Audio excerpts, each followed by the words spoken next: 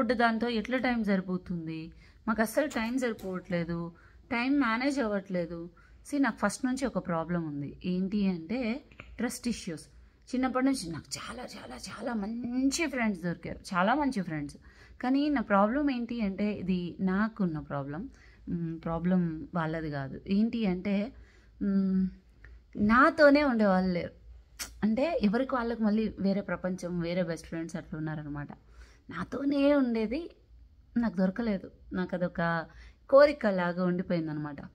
అప్పుడు ఇప్పుడు బుడ్డోళ్ళు వచ్చారు వీళ్ళిద్దరు. ఫస్ట్ జాను వచ్చింది. మళ్ళీ అంటే ట్రస్ట్ ఇష్యూస్ ఎక్కువ వచ్చినాయి అబ్బా. ఇప్పుడు ఇద్దరు బెస్ట్ ఫ్రెండ్స్ అని చెప్తారు, వాళ్ళకి తెలియకుండానే నా దగ్గరికి వచ్చి ఒకరి గురించి ఒకరికి, అంటే వీళ్ళు లేనప్పుడు వాళ్ళ గురించి, వాళ్ళు లేనప్పుడు వీళ్ళ గురించి వచ్చి మాట్లాడేది. సో నాకు భయం వేసి మళ్ళీ వాళ్ళతో మాట్లాడకుండా ఉండేది. మళ్ళీ ఇంకొంతమంది కన్నయ్య, ఇంకొంతమంది ఎట్లా అంటే వీళ్ళు నీ గురించి ఇది చెప్పారు అని వచ్చి నా ఫ్రెండ్స్ వచ్చి చెప్తారు. అంటే వాళ్ళు నా గురించి చెప్పేటప్పుడు నువ్వు ఎలాగ సైలెంట్గా ఉన్నావు, నువ్వు తిరిగి క్వశ్చన్ చేయాలి కదా అంటే వాళ్ళు సైలెంట్గా ఉన్నారు. నాకు అక్కడ ట్రస్ట్ ఇష్యూస్ వచ్చినాయి. సో నాకు నాతోనే ఉండి సైలెంట్గా ఉంటాడు బుజ్జోడు. జెలస్ అనేది నా లైఫ్లో ఎక్కువ చూసిన. జెలస్ లేకుండా ఎప్పుడు నాతోనే ఉండేవాళ్ళు కావాలంటే ఎవరు ఉండాలి? మా బుడ్డోడు ఉండాలి.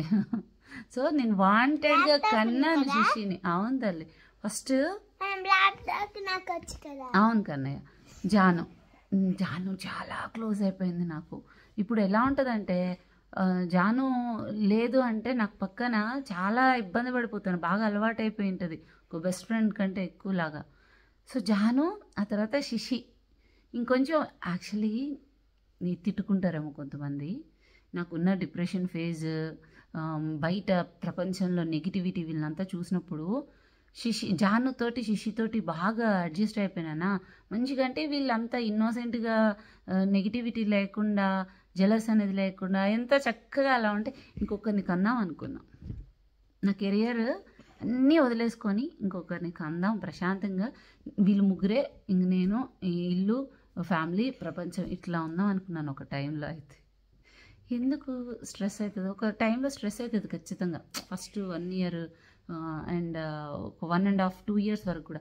ఆ తర్వాత కూడా బిడ్డలు ఒక 5 years దాటిన తర్వాత నాకు ప్రెషర్ అవుతుంది, నాకు టైం లేదు. వాళ్ళు మన ఫ్రెండ్స్ కదా, మనతోనే ఉంచుకోవడానికి తెచ్చుకున్న ఫ్రెండ్స్ కదా, వాళ్ళతో హ్యాపీగా ఉండొచ్చు కదా బుడ్డోడా. ఇంక వీళ్ళని మించి ఏముంటాయి? బయట కొంచెం ఫ్రెండ్స్ని, కొంచెం రిలేటివ్స్ని, వీళ్ళని ఏమన్నా కట్ చేయొచ్చు కదా ఆ ఫేజ్లో. వీళ్ళకు మించా మనకి. బుడ్డమ్మ మనల్ని నమ్మి వచ్చేస్తారు ప్రపంచంలోకి. శిశమ్మ నిన్ను తినేస్తాను, నువ్వు పొట్టలోకి వెళ్ళిపోతావా మళ్ళీ? వెళ్ళిపోరా. ఇంత బెస్ట్ ఫ్రెండ్స్ ఎక్కడ దొరుకుతారు చెప్పండి? మనం అవును, ఫాదర్కైనా వాళ్ళ పని అది ఇది చేసుకుంటారు, కానీ మదర్కి ఎన్ని పనులున్నా ఏమున్నా ఇంత ఇన్నోసెంట్గా మనల్ని 100% మనల్ని నమ్మి, మనం వాళ్ళతో నమ్మేంత ఎవరున్నారు ఈ రోజుల్లో? తక్కువే కదా అన్నా కూడా. నాకు వీళ్ళతో ఉంటే ఒక టైంలో శిశితోటి బాగా ప్రెషర్ అయినా నేను, ఒక 2 years వరకు, 2-3 years వరకు కూడా. ఆ తర్వాత తను ఎప్పుడైతే అడ్జస్ట్ అవ్వడం, నేర్చుకోవడం, అర్థం చేసుకోవడం స్టార్ట్ అయిందో నాకు బాగా అనిపించింది. అరిచేది ఫస్ట్ 1-2 సార్లు, మళ్ళీ మెల్లిగా హగ్ చేసుకోవడం స్టార్ట్ చేసిన. శిశిని కూడా మంచి ఫ్రెండ్లీగా చేసుకోవడం స్టార్ట్ చేసిన. ఒక అర్థం చేసుకుని ఏజ్ వస్తే వాళ్ళు కూడా అర్థం చేసుకుంటారు అని ఇంట్లో వాళ్ళు కూడా నాకు చెప్పడం స్టార్ట్ చేశారు. సో జాను, శిశి నాకు మైనస్ కాదు, నా కెరియర్కి కానీ నా ఫిట్నెస్కి కానీ. నాకు ప్లస్ వీళ్ళిద్దరు ఉంటేనే నేను ఇంకా బాగా చేస్తాను. సో పిల్లలు ఉన్నారు నాకు అవ్వదు అనేది కాకుండా, వాళ్ళని బాధ్యతగా కాకుండా ఒక ఫ్రెండ్లీ మేనర్లో చూడడానికి ట్రై చేయండి. వాళ్ళు బరువుగా కనిపించరు. ఏం బుడ్డమ్మా? అంతే కదా? అంతే అంతే అంతే అంతే అంతేనా? అంతే బుడ్డమ్మ.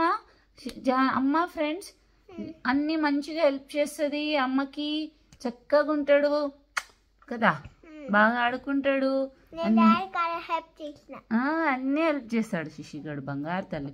ఇప్పుడు కూడా హెడ్ మసాజ్ చేసుకుంటే ఆయిల్ అంతా చక్కగా పెట్టించి హెల్ప్ చేసింది కదా. గుడ్ గర్ల్ శిశమ్మ, బంగారు తల్లి.